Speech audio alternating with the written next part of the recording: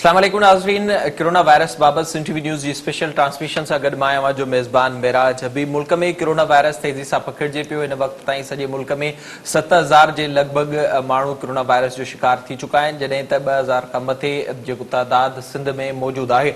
सिंध में corona virus तेज़ी सां पखिड़िजे पियो। जीअं काल्ह वॾे वज़ीर सैयद मुराद अली शाह पारां बार बार ॿुधायो वियो त माण्हुनि खे वधीक एहतियात करण जी ज़रूरत आहे। उन हवाले सां सिंध हुकूमत पारां SOPs पिणु तयारु कयूं वियूं। उन बावजूदि अॼु सिंध जे मुख़्तलिफ़ शहरनि में उन्हनि ते अमल थींदे नज़र न आयो ऐं माण्हुनि जी रश माण्हुनि जी पीउ मुख़्तलिफ़ शहरनि में थींदे नज़र आई। ॿिए पासे सखर में सखर जे कमिश्नर पारां इन शइ जी बि तस्दीक कई वई आहे त घोटकी में तबलीग जमात जे 170 ॼणनि खे टेस्ट कयो वियो हो, जंहिंमां 94 माण्हू पॉज़िटिव आया आहिनि। ख़ैरपुर मां 368 ॼणनि खे टेस्ट कयो वियो, जंहिंमां 14 पॉज़िटिव ज़ाहिर थिया आहिनि, जॾहिं त मजमूई तौर ते तादाद 2,000 खां वधी चुको आहे। बार बार सिंध हुकूमत इहा ई गुज़ारिश करे पई माण्हुनि खे, इहो ई चयो पियो वञे। काल्ह वॾे वज़ीर पारां बि चयो वियो त जेतिरो थी सघे घरनि में रहो ऐं जेतिरो थी सघे वधि खां वधि एहतियात कयो। उन बावजूदि एहतियात न पियो थिए ऐं कोरोना वायरस मुल्क में तेज़ी सां वधे पियो।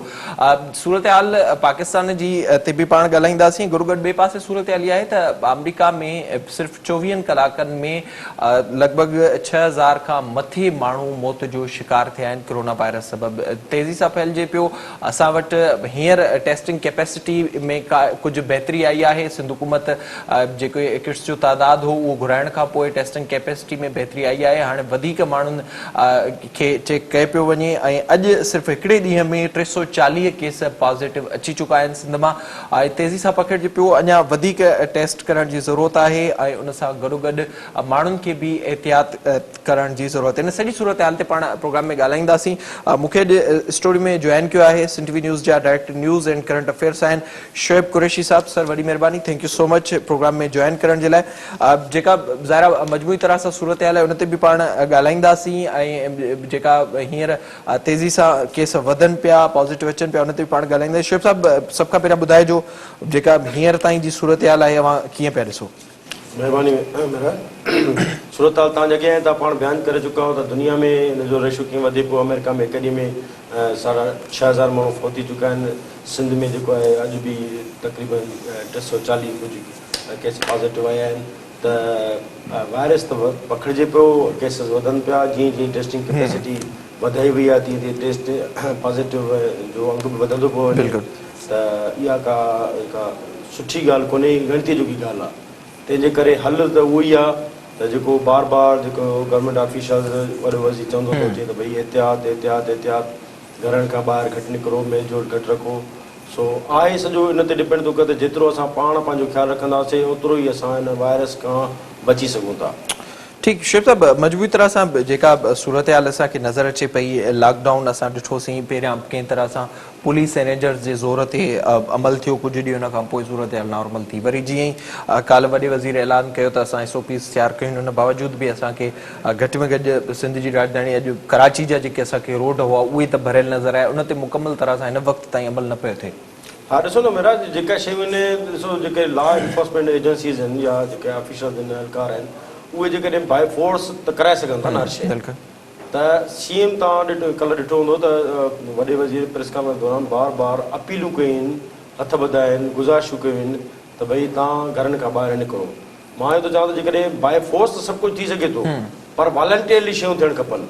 माण्हुनि खे हिन जेका सूरत वारी संगीनी आहे हुनजो अंदाज़ो करणु खपे, अहसासु करणु खपे। पाण खे कुझु शयूं जेको आहे इम्प्लीमेंट करणु खपनि। पाण खे जेको आहे सो पंहिंजी SOPs पाण तयारु करणु खपनि त असांखे कहिड़े कम लाइ ॿाहिरि निकिरणो आहे। को ज़रूरी कमु आहे त ठीकु आहे, जेकॾहिं उहो ॿिए ॾींहं ते रेफर करे सघिजे थो माण्हू त उनखे रखी छॾे। वरी जॾहिं ॿिए ॾींहं ते 2-3 कम गॾु थियनि त पोइ माण्हू हिकु महिल ॿाहिरि निकिरे, वरी कोशिशि करे त वरी घर अची वञे, ॿाहिरि निकिरे। त जेका शइ माण्हू पंहिंजो पाण ते पाण लागू कंदो उहा बाय फोर्स जेको आहे उहा न थी सघंदी। उन खां सुठो आहे त माण्हू पाण अमल कनि, पंहिंजे तौर ते जेकॾहिं शयुनि खे पाण मैनेज करे अमल कंदा ऐं अवॉइड कंदा ॿाहिरि निकिरण खां, त जेका तव्हां रश जी ॻाल्हि कयो था, ट्रैफिक जी ॻाल्हि कयो था, उन कंहिं हद ताईं काफ़ी हद ताईं घटिताई बि ईंदी। ऐं इहो बि जेको आहे न थींदो त भई डंडे जे ज़ोर ते जेको आहे बसि कयूं, बाक़ी न त माण्हू जेको आहे न पिया थियनि। त माना इहो जेको टर्म यूज़ थींदो आहे इहो बि न यूज़ थींदो त माण्हू जेको आहे डंडे जे ज़ोर ते चुप था कनि, बाक़ी न त हूअं जेको आहे निकिरी था अचनि। माण्हुनि खे हीअ जेको आहे ॾिसो, हीअ जेका जंहिं असां हिन सूरत मां गुज़रूं पिया, हिन में असांखे हिकिड़े ज़िम्मेवार शहरी जो तौरु मुज़ाहिरो करिणो आहे। ज़िम्मेवार शहरी जेको जंहिंखे ख़बर आहे त जेको अवेयर आहे, जेका सिचुएशन जी खां वाक़ुफ़ु आहे, जंहिंखे ख़बर आहे त हिन जा फ़ाइदा हे नुक़सान हे आहिनि। जॾहिं आम तौर ते असां को बि क़दम जेको आहे 100 दफ़ा सोची पोइ खणंदा आहियूं त जॾहिं हीअ सिचुएशन अची वई आहे, जॾहिं ओसे पासे हर पासे ॾे जॾहिं इहे वायरस सां मुतासिर मौजूदु आहिनि ऐं माण्हू खे ख़बर बि कोन थी पए त केरु जेको आहे मुतासिर आहे, जेसि ताईं टेस्टिंग कैपेसिटी अञा वधे ऐं वधीक शयूं क्लियर थियनि। तंहिंजे करे माण्हुनि खे इहो ई असांजो सभिनी जो पैगाम रहियो आहे। असां इहो चवंदा रहिया आहियूं त माण्हू पंहिंजे तौर ते पाण अमल कनि त जीअं जेको आहे उहो जेका ॿाहिरि जेका रश थिए थी उहा न थिए ऐं माण्हू जेको आहे सो सिर्फ़ु ज़रूरी कम खां ॿाहिरि निकिरी वरी कम खां हलियो। सर इन ते पाण कंटिन्यू कंदासीं। असांखे हिन वक़्तु फ़ोन लाइन ते जॉइन कयो आहे कमिश्नर सखराइन शफ़ीक मैसर साहब। सर वॾी महिरबानी अव्हां जी प्रोग्राम में जॉइन करण जे लाइ। ॿुधाइजो हिन वक़्तु ताईं छा पोज़ीशन आहे ऐं केतिरा केस साम्हूं अची चुका आहिनि जेका न्यूज़ अव्हां पारां साम्हूं आई आहे? तबलीगी सेंटर में खैरपुर सखर ऐं घोटकी जा टेस्ट कल्ह ऐं टियों कंडक्ट कराया विया हुआ, जंहिंमें घोटकी में 94 केस पॉज़िटिव आया आहिनि ऐं उन्हनि खे आइसोलेशन कई पई वञे ऐं उनजी ट्रीटमेंट थींदी। उन खां पोइ 14 डेज़ खां पोइ वरी उन्हनि जो टेस्ट थींदो, उन खां वधीक नेगेटिव थिए वरी छॾियो वेंदो। अहिड़े नमूने सां अञा कुझु अवेटेड आहिनि, खैरपुर में कुझु अवेटेड आहिनि, सखर जा कुझु केस अवेटेड आहिनि, पर घोटकी में तमामु घणा केसिस आया आहिनि। ठीक सर, मैसर साहब इहो ॿुधाइजो जेका सूरत हाल हिन वक़्तु आहे घोटकी जे हवाले सां जीअं मां ॿुधायो, छा ॿियनि शहरनि मां बि के माण्हू साम्हूं अची सघिया आहिनि? फिलहाल जेका लोकल स्प्रेड आहे, लोकल सखर डिवीजन मां अञा ताईं का बि अहिड़ी रिपोर्ट कान्हे। फिलहाल शयूं कंट्रोल में आहिनि, पर उन में हिकिड़ी ॻाल्हि आहे त अची सघनि था, छो त हाणे महीनो थी वियो आहे ऐं इहे माण्हू मुसलसिल मुख़्तलिफ़ मुल्कनि खां ईंदा रहिया आहिनि, त इम्कान आहे त इहो वायरस मौजूदु हुजे, पर लोकल ट्रांसमिशन जेका आहे उहा अञा ताईं अनरिपोर्टेड आहे। बुनियादी तौर ते त उन में इहो हूंदो आहे त सिम्टम्स माण्हुनि में हुजनि, सिम्टम्स किथे बि कोन नज़र आया आहिनि ऐं असांजो जेको स्टाफ आहे, विलेज स्टाफ आहे या डिप्टी कमिश्नर्स आहिनि, त बिल्कुलु अलर्ट आहिनि ऐं सिम्टम्स नथा अचनि तेसि ताईं केस खे आइडेंटिफाई करणु मसइलो आहे। मैसर साहब गॾोगॾु इहो बि ॿुधाइजो जेके माण्हू ॿुधाए पिया जेको तइदाद साम्हूं आयो आहे, छा उन जी का ट्रेवल हिस्ट्री मिली सघी आहे ऐं ताज़ो उतां उन्हनि कहिड़नि सिंध जे शहरनि मां सफ़र कयो आहे ज़ाहिर जेके तबलीग जे सिलसिले में निकिता हुआ?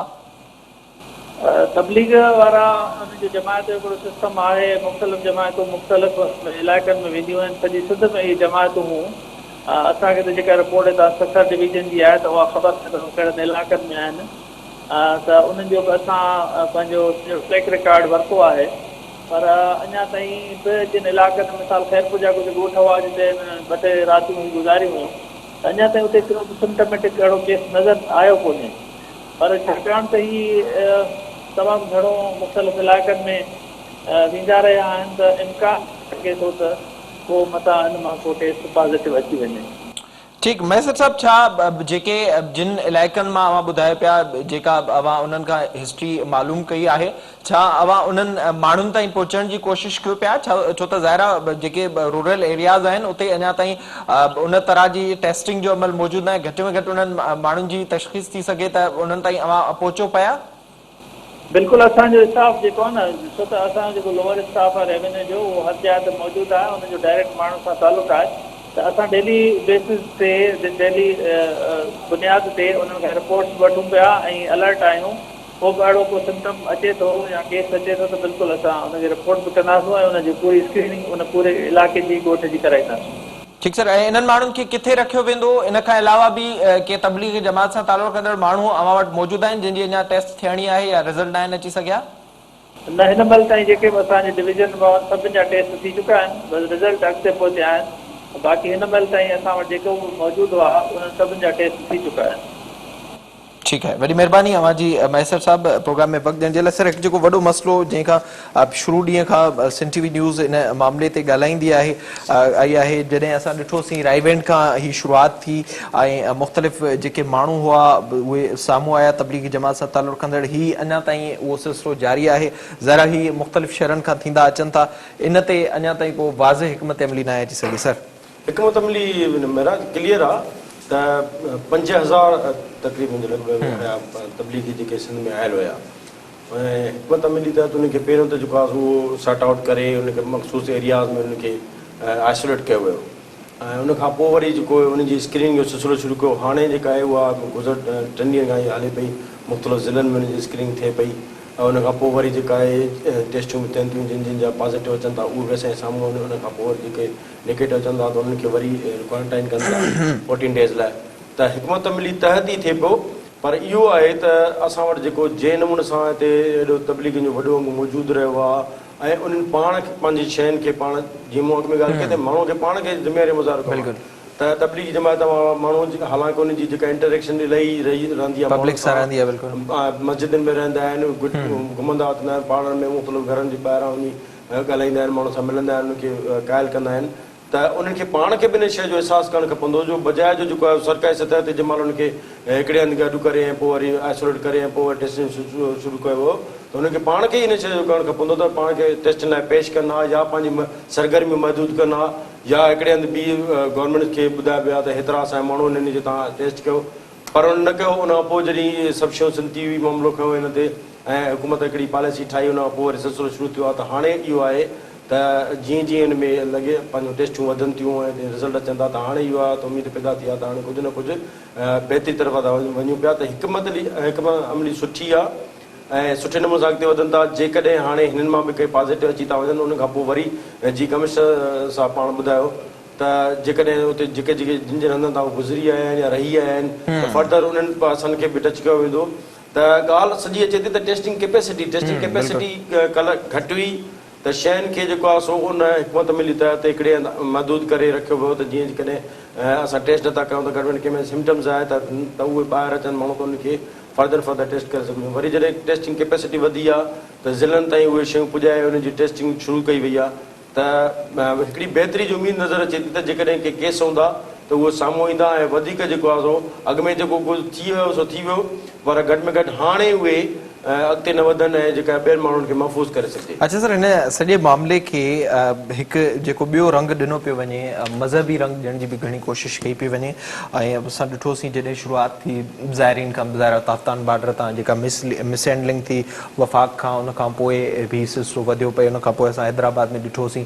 हाणे सिंध हुकूमत काल्ह इहो वाज़े करे चुकी आहे त असां फ़िलहालु 5 ॾींहंनि ताईं असांजो फोकस में तबलीगी जमात जा माण्हू ई हूंदा, उन्हनि जूं वधि में वधि टेस्टियूं थींदियूं। त इन हवाले सां ॿुधाइजो त हिनखे थोरो मज़हबी रंग ॾियण जी बि कोशिशि कई पई। ज़रूरत ई न मज़हबी रंग ॾियण जी, जेके रंग ॾियनि था मज़हबी उहे दरअसल बेवकूफ़ आहिनि। ॾिसो हिन में रंग ॾियण जी कहिड़ी ज़रूरत आहे? तव्हां वटि वॾे पैमाने ते जेको आहे सो रोड रस्ते ईरानी ज़ाइरीन अचनि था, बिल्कुलु ठीकु आहे, उहे आया पे उनजी मिसहैंडलिंग थी, कुझु बि थियो, तफ़्तान बॉर्डर ते उनखे सही न रहायो वियो, जेको कुझु बि थियो उन पुराणे बहस खे खणी असां छॾियूं था। पर उनखां पोइ सिंध गवर्नमेंट छा कयो त उनखे माण्हुनि खे अची लेबर कॉलोनी सखर में ऐं कुझु जेको आहे पंहिंजो मलीर ऐं लाड़काणे में रहायूं। उन सभिनी जूं टेस्टियूं थियूं, जेके टेस्ट जी मरहल में गुज़रिया उनखे जेके नेगेटिव आहे उनखे छॾे वियो, जेके पॉज़िटिव आहे उनखे क्वारंटाइन कयूं। वरी उन्हनि जो जेको टेस्टिंग जो सिलसिलो शुरू थियो ऐं तव्हांखे ॾिठो त अॼु जेको आहे उते वञी बाक़ी 5 माण्हू बचिया आहिनि वञी। त मतिलबु हिकिड़े तरीक़े सां हलियो। हाणे जेकॾहिं उहे साॻी शइ जेकॾहिं एडॉप्ट कजे थी या लागू कजे थी हिननि ते तबलीग जमात जे माण्हुनि ते, त इहा को मज़हबी हिनखे तव्हां न ॾिसो, हिनखे इंसानी बुनियादनि ते तव्हां ॾिसो त असां जेके सभु माण्हू आहियूं उन्हनि जो हिकु माण्हू जो केतिरनि माण्हुनि सां इंटरेक्शन रहे थो, मेल जोल रहे थी, त हीअ जेके बि गवर्नमेंट क़दम थी खणे उहे सिर्फ़ु ऐं सिर्फ़ु उन्हनि माण्हुनि खे उन्हनि जे प्यारनि खे उन सां लाॻापियल जेके ॿिया फ़र्द आहिनि उनखे बचाइण लाइ आहे। त हिन खे तव्हां उन इंसानी हमदर्दी वारे पहलू में ॾिसणु खपे त हिन जेके क़दम खयूं था उहे सभु इंसाननि जी भलाई लाइ आहिनि। उहे जेके तबलीगी आहिनि उहे भले केर बि आहिनि, कहिड़े बि मसलक सां तालुक़ु रखनि था, उनखां हटी करे उन सां मुंहुं था ॾियनि। त हीअ जेके माण्हू आहिनि उनखे बि इहो सोचणु खपे। ॾिसो ऐं ॿी ॻाल्हि त इहे मज़हबी रंग ॾियण जी ज़रूरत कहिड़ी आहे? बिल्कुलु ॾिसो, जॾहिं ज़रूरत पई काबतुल्लाह जेको सभिनी जो जेको आहे महवर आहे हिकिड़ो इबादत जो, उतां ई हर कोई माण्हू सुजदो हुनखे करे थो ऐं उहो जॾहिं उनखे बंदि कयो वञो जो मस्जिद नबी खे सर हिन ते पाण थोरो ॻाल्हाईंदासीं ब्रेक खां पोइ। ज़ाहिरा हीअ असां ॾिठोसीं टियों ॾींहुं जेका हिकु कराची प्रेस क्लब में मुख़्तलिफ़ जेके आलम इकराम हुआ उन्हनि जी प्रेस कॉन्फ्रेंस हुई ऐं उन्हनि पारां इहो चयो वियो त असां मस्जिदूं खोलियूं पिया ऐं रमज़ान अचण वारो आहे ज़ाहिरा इन ते बि ॻाल्हाईंदासीं ऐं ख़ासि करे ॿियो जेको ताजिर बिरादरी तरफ़ां सिंध हुकूमत ते ज़ोर विधो पियो काल्ह वॾे वज़ीर बि उनजी ॻाल्हि कई उन ते बि ॻाल्हाईंदासीं हीउ मामिलो कंहिं मज़हब जो या कंहिं फ़िरक़े जो कंहिं अक़ीदे जो न पर हीउ मामिलो इंसानियत जो आहे असांखे जेके बि एहतियात ॿुधाए पियो वञनि एहतियाती तदाबीरूं ॿुधायूं पियूं वञनि उन्हनि ते वधि में वधि अमल करण जी ज़रूरत आहे वधीक इन ते पाण ॻाल्हाईंदे वक़्तु ब्रेक जो असां सां गॾु रहिजो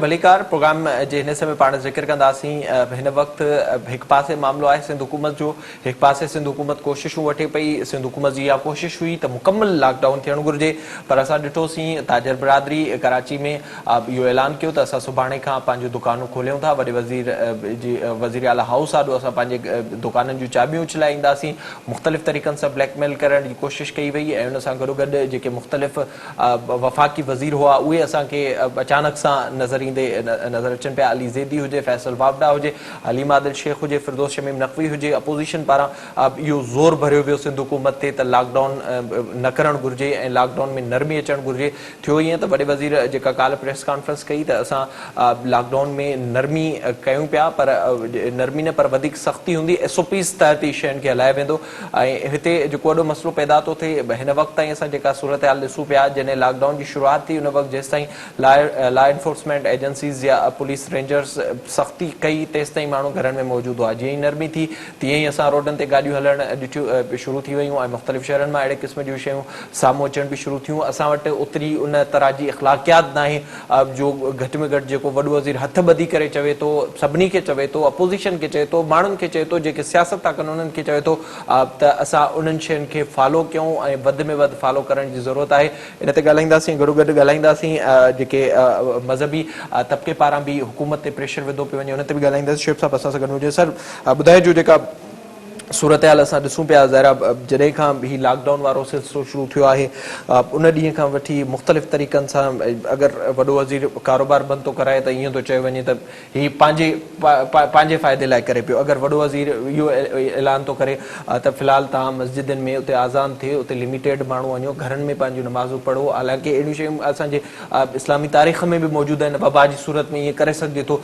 उन बावजूद सॼो ॾोह उन ते विधो थो वञे ॿियो जे असां सूरत हाल ॾिसूं था अचानक अली ज़ैदी फैसल वावडा अची थो वञे जेकॾहिं हिकु मीटिंग बि कोरोना बाबति शरीक नाहे थी त सूरत हाल खे कीअं पिया ॾिसो ॾिसो सूरत हाल पधरे पट पई आहे पधरे पट पई आहे त केरु तव्हांजो हमदर्द आहे केरु तव्हांजो जेको आहे हमदर्द न आहे सिंध गवर्नमेंट ते तव्हां 8 साल 12 साल कयोसीं ठीकु आहे पहिरियों दौरु आहे PP जो पंहिंजो दौरु उन खां पोइ 2008 खां 2020 ठीकु आहे 12 साल तव्हां तनक़ीद कई आहे न जिते जिते बि जेका जेका बि शइ नज़र आई आहे जंहिंखे बि उनखे पॉइंट आउट कयो आहे तनक़ीद कई अथऊं जे बि खामियूं हुयूं उहो ॿुधायूं अथऊं न सिर्फ़ु उन्हनि असां पाण सभिनी ॿुधायूं जिते जिते खामियूं हुयूं हुते ॿुधायूं जॾहिं खां कोरोना वायरस वारी वबा पकड़ी आहे तॾहिं खां असां सभिनी जो ख़्यालु आहे ख़ुदि वॾो वज़ीर त चवंदो रहियो आहे त भई जेकॾहिं असां ग़लतियूं बि थियूं हूंदियूं पर असां फ़ैसिला कया आहिनि अॼु बि हुन इहा ई ॻाल्हि कई आहे सखर में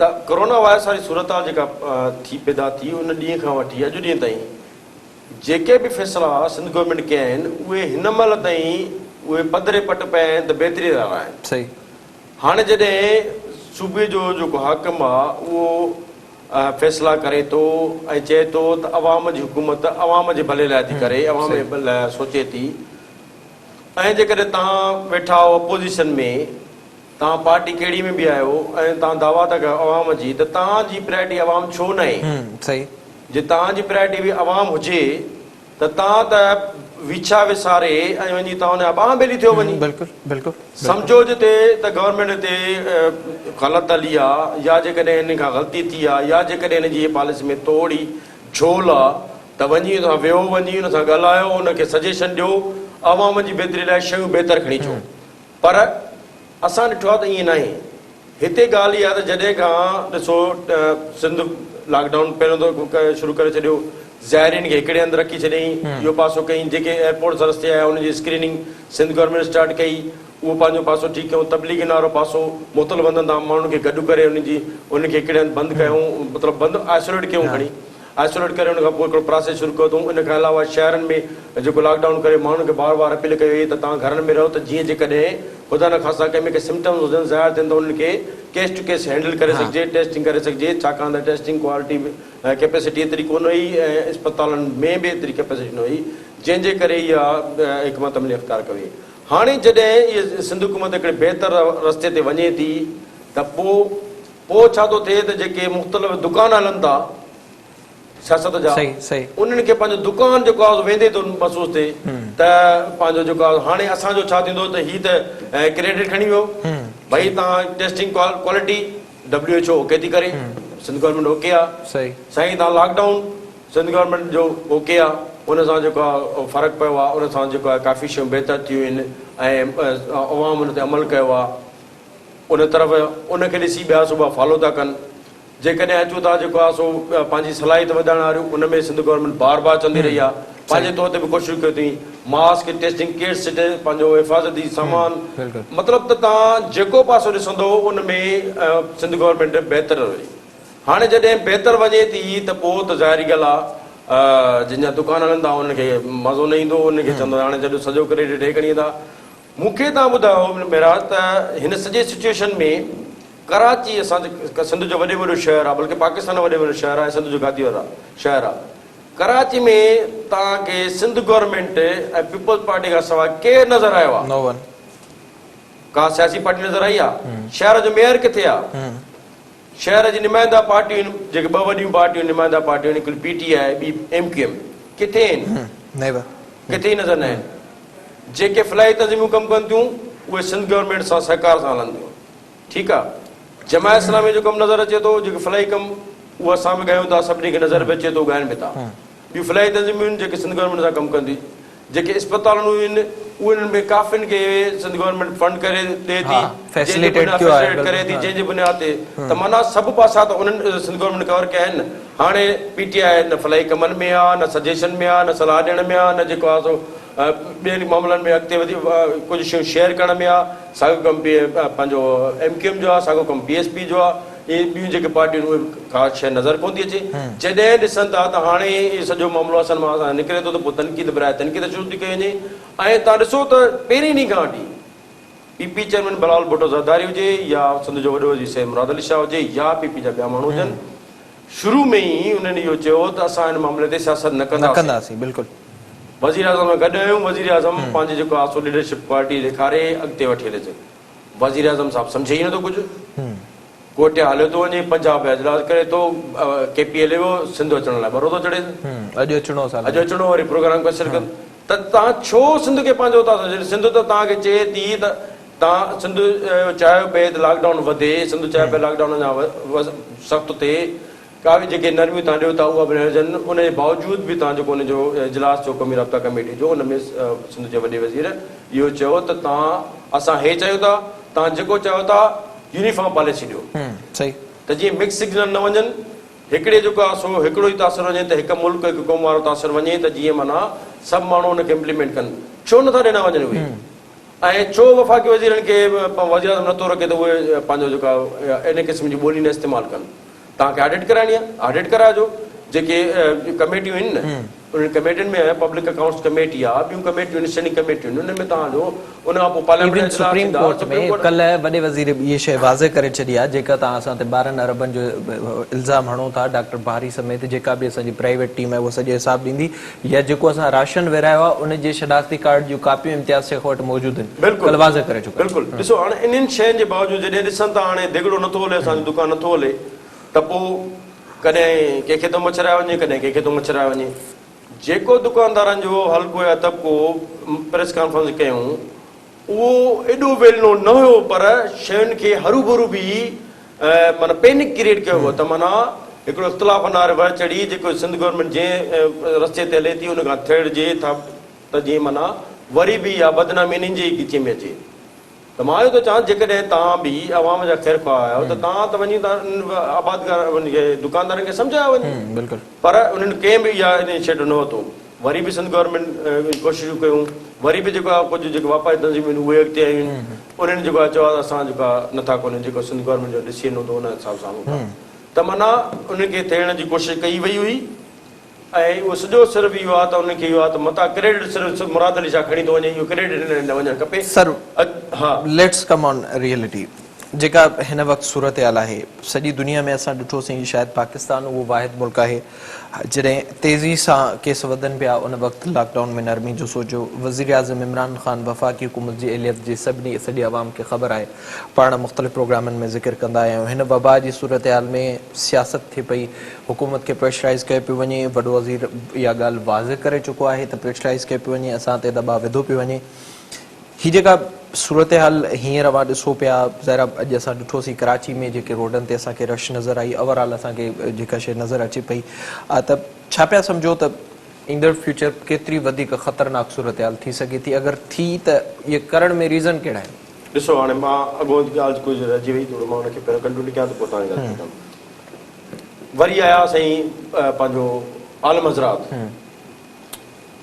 जॾहिं तव्हां मके में इबादत ते रोकियो वियो आहे, मदीने में रोकियो वियो आहे, असांखे जेके ज़ियारतूं आहिनि उते नजफ़ अशरफ थी वियो, करबला मौला थी वियो, ईरान जी ज़ियारतूं थी वियूं, तव्हांजो जेको आहे सो हज़रत ईसा जो जनम वारो हंधु आहे, वेटिकन सिटी आहे, जेके वॾा मतिलबु जेके बि मज़हबनि जूं इबादत गाहूं उहे सभु हिन वक़्तु पंहिंजे अवाम जी भलाई ख़ातिर उनखे महदूद कयो आहे, बंदि कयो वियो आहे त जीअं माना माण्हू वधि खां वधि सेफ थी वञनि।